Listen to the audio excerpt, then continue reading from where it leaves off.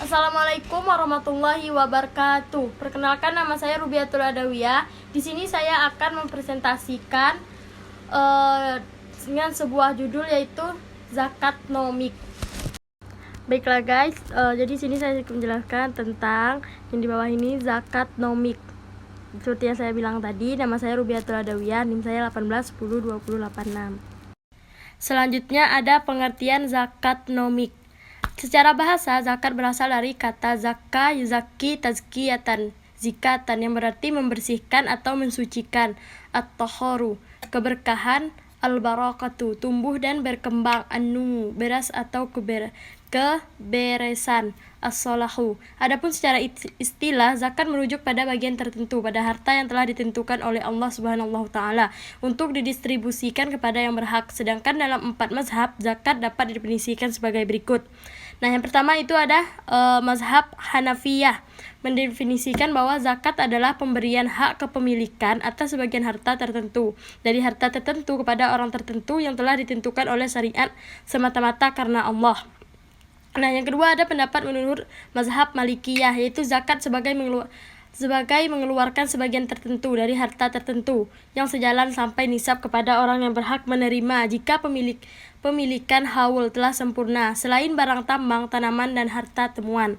Nah, yang ketiga itu menurut mazhab Syafi'iyah, yaitu zakat sebagai nama untuk barang yang dikeluarkan untuk harta atau badan. Kemudian zakat merupakan salah satu pondasi Islam yang utama secara jelas diwajibkan kepada umat muslim yang memenuhi kriteria tertentu. Nah, ini menurut pendapat para ulama. Sebagaimana di dalam Quran surah At-Taubah ayat 103, yang artinya Allah memerintahkan agar dari sebagian harta seorang muslim yang telah mencapai nisab dan haul hendaknya diambil sedekah atau zakat dengan tujuan untuk mensucikan harta membayar zakat. Dalam tafsir ayat ini, Islam secara spesifik menyebutkan bahwa di dalam kekayaan seseorang ada hak orang lain yang perlu dikeluarkan. Dalam hal ini penerima zakat, dan dengan demikian dapat dipahami bahwa Islam memberikan sarana redistribusi harta dan tidak mendorong pengikutnya untuk melakukan akumulasi harta. Secara definisi, zakat nomik dapat diartikan sebagai kesadaran untuk membangun tatanan ekonomi baru untuk mencapai kebahagiaan, kesetimbangan kehidupan, dan kemuliaan hakiki manusia yang didasari dari semangat dan nilai-nilai luhur syariat zakat, yaitu semangat ketakwaan, semangat produktif dan berekonomi dengan adil, serta semangat membumikan ziswab dalam praktek kehidupan. Zakat nomik yang sederhananya dapat diterjemahkan sebagai nilai-nilai ekonomi zakat dan implementasi semangat zakat dalam perekonomian secara konsep akan mendorong pencapaian perlindungan terhadap aspek-aspek maqasid al-syariah tersebut melalui kebijakan-kebijakan ekonomi. Selanjutnya ada urutan prioritas. Nah, yang pertama ada kebutuhan tersier atau tahsiniyah, yang kedua ada kebutuhan sekunder atau hajiyah, yang ketiga ada kebutuhan primer atau daruriyah. Di atas menunjukkan urutan prioritas kebutuhan dalam perspektif maqasid al-syariah. Berdasarkan hal tersebut, kebutuhan primer atau daruriyah menjadi kebutuhan yang prioritas dan harus dipenuhi sebelum pemenuhan dua kebutuhan lainnya. Urutan prioritas ini juga berlaku dalam pengambilan kebijakan oleh pemerintah, termasuk pengambilan kebijakan ekonomi. Yang dimaksud dengan kebutuhan primer dalam maqasid al-syariah adalah kebutuhan yang tanpa hal tersebut manusia tidak bisa hidup dengan dan keselamatan jiwanya terancam.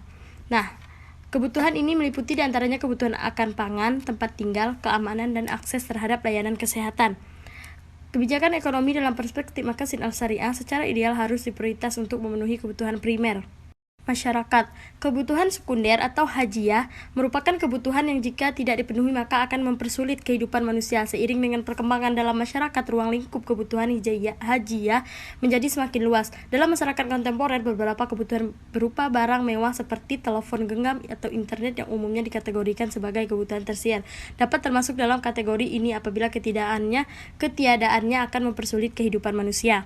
Nah, selanjutnya yaitu oleh karena itu didefinisi kebutuhan sekunder akan sangat bergantung pada masing-masing komunitas masyarakat itu sendiri. Apabila pemerintah telah mampu memenuhi kebutuhan primer masyarakatnya secara layak, maka kebijakan ekonomi kemudian diarahkan untuk memenuhi kebutuhan sekunder dalam rangka meningkatkan kemudahan hidup masyarakat. Kebutuhan selanjutnya, kebutuhan tersier tahsiniyah merupakan kebutuhan yang sifatnya untuk keindahan dan tanpa dipenuhinya kebutuhan ini tidak akan mengancam ataupun mengganggu kehidupan manusia. pemenuhan kebutuhan tersier bersifat pelengkap dan karena itu menjadi prioritas terakhir dalam pemenuhan kebutuhan termasuk dalam pengambilan kebijakan.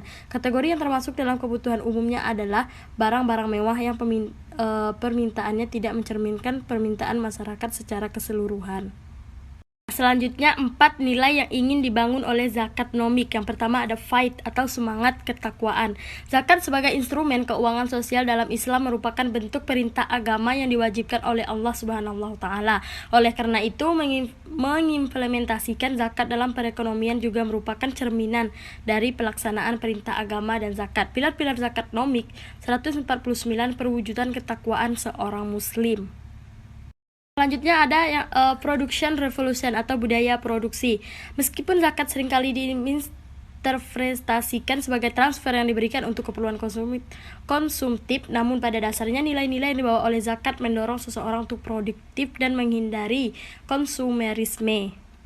Nah, yang ketiga yaitu fair economic atau perekonomian yang adil. Perekonomian yang adil memiliki zakat sebagai rukun Islam yang erat kaitannya dengan ekonomi, kemudian memberikan perspektif yang lebih objektif terkait keadilan dalam perekonomian. Zakat berupaya untuk mendistribusikan pendapatan dari kelompok kaya kepada kelompok miskin tanpa membebani kelompok yang kaya. Nah, yang keempat yaitu zakat implementation atau implementasi. Zakat implementasi zakat yang dimaksud dalam pilar keempat yang dapat diartikan sebagai penerapan semangat zakat dalam berbagai aspek perekonomian dengan membumikan konsep zakat dan dana sosial Islam atau ziswab secara umum dalam praktek kehidupan. Nah, selanjutnya yaitu praktek zakat nomik. Pengentasan kemiskinan dalam kerangka zakat nomik untuk dapat mewujudkan keempat pilar zakat nomik yang diuraikan sebelumnya. Terlebih dahulu diperlukan masyarakat yang sejahtera dengan terlebih dahulu menyelesaikan masalah kemiskinan. Hal ini penting karena pada akhirnya tujuan yang ingin dicapai oleh zakat nomik dan keempat pilar yang menyokongnya adalah kesejahteraan masyarakat atau maslahah dalam kerangka maqasid al-syariah, di mana terdapat skala prioritas untuk pencapaian kesejahteraan dan masalah kemiskinan merupakan masalah mendasar yang perlu diprioritaskan. Konsep ini sejalan dengan zakat yang senantiasa dikaitkan sebagai instrumen pengentasan kemiskinan. Mungkin ini penerangan dari saya. Kesimpulan dari zakat nomik yaitu kesimpulan dari apa yang saya presentasikan yaitu zakat nomik adalah sebagai kesadaran untuk membangun tatanan ekonomi baru untuk mencapai kebahagiaan, kesetimbangan kehidupan dan kemuliaan hakiki manusia yang didasari semangat dan nilai ketakwaan, semangat produktif dan berekonomi dengan adil serta semangat membumikan ziswab dalam praktek kehidupan. Zakat nomik memiliki kaitan erat dengan perlindungan terhadap kelima aspek maqasid al-syariah, yaitu perlindungan terhadap agama, jiwa, akal, keturunan, dan harta dengan mengikuti skala prioritas dari maqasid al-syariah, yaitu daruriyah, hajiyah, tahsiniyah. Kemudian zakat nomik dalam penerapannya memiliki implikasi penting terhadap pengentasan kemiskinan. Dalam zakat nomik terhadap 3 hal utama yang menjadi perhatian, yaitu ekonomi, sosial, dan advokasi. Baiklah, mungkin hanya ini penjelasan dari saya. Lebih dan kurangnya saya mohon maaf. Saya akhiri. Wassalamualaikum warahmatullahi wabarakatuh.